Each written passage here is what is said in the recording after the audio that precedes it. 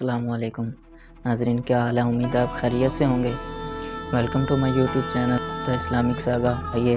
بنا ٹائم ضائع کیے آج کی ویڈیو شروع کرتے ہیں۔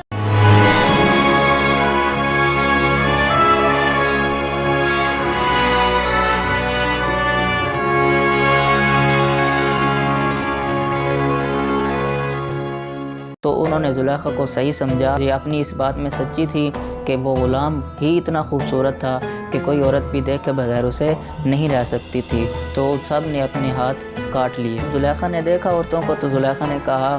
فَذَلِكُنَّ الَّذِي لُمْتُنَّنِي فِيهِ، یہ وہی لڑکا ہے جس کی وجہ سے تم مجھے ملامت کیا کرتی تھی، تو اب اپنا حال دیکھ لو کہ تم نے اس کے پیچھے اپنے ہاتھ کاٹ لیے، تمہیں پتہ بھی نہیں چلا کہ تم پھل کاٹتے کاٹتے اپنا ہاتھ کاٹ بیٹھے ہو۔ تو یہ زلیخا نے جب ان کو طعنہ دیا، پھر زلیخا نے حقیقت حال بتائی، وَلَقَدْ رَاوَدتُّهُ عَن نَفْسِهِ فَاسْتَعْصَمَ، کہ میں نے اس کو اپنے بارے میں بہلایا تھا، پھسلایا تھا، لیکن فاستعصم، یہ اللہ کا بڑا نیک بندہ تھا، یہ بچ گیا۔ لیکن اس کے بعد زلیخا ابھی بھی باز آنے والی نہیں تھی، اس نے کہا وَلَئِن لَّمْ يَفْعَلْ مَا آمُرُهُ لَيُسْجَنَنَّ،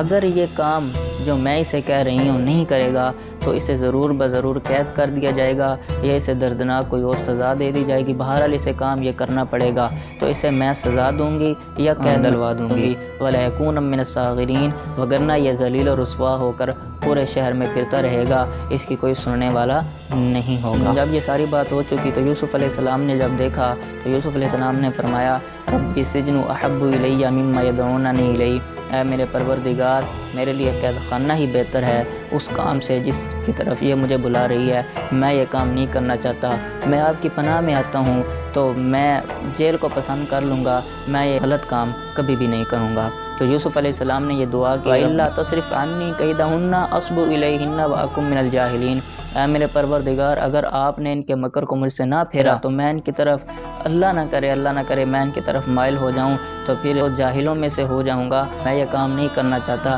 لہٰذا آپ میرے لیے جیل ہی پسند فرمائیں، میں اے میرے پروردگار یہ کام نہیں کر سکتا۔ تو پھر ہوا کیا، فَاسْتَجَابَ لَهُ رَبُّهُ فَصَرَفَ عَنْهُ كَيْدَهُنَّ، تو اللہ تعالیٰ نے یوسف علیہ السلام کی یہ دعا قبول فرمائی، اور یوسف علیہ السلام کو ایک حکمت کے تحت تاکہ یوسف علیہ السلام ان عورتوں سے بچے رہیں، اور اللہ تعالیٰ نے یوسف علیہ السلام کو جیل میں ڈلوا دیا جہاں وہ کچھ عرصہ رہے۔ اِنَّهُ هُوَ السَّمِيعُ الْعَلِيمُ، اللہ تعالیٰ یہ خوب جاننے والا اور حکمت والا ہے کہ اللہ تعالیٰ نے کیوں یوسف علیہ السلام کو جیل میں ڈلوایا، اور اس میں حکمت کیا تھی۔ حکمت یہی تھی کہ یوسف علیہ السلام ان عورتوں کے شر سے محفوظ رہیں۔ یوسف علیہ السلام تو بے قصور تھے، ان کا کوئی قصور نہیں تھا، قصوروار نہیں تھے، لیکن اس کے باوجود عزیز مصر کو بھی پتہ تھا یوسف علیہ السلام قصوروار نہیں ہے، قصوروار ان کی اپنی بیگم ہے، تو اس کے باوجود جیل میں کیوں ڈلوایا، اس کی وجہ یہی تھی تاکہ ہماری بدنامی نہ ہو اور بڑے خاندان کی بدنامی نہ ہو، یہ معاملہ دب جائے، اس وجہ سے اس نے بھی یوسف علیہ السلام کو جیل میں ڈلوا دیا۔ اسی کی طرف اشارہ کیا ہے قرآن پاک نے ثم بدا لهم من بعد ما رأوا الآیات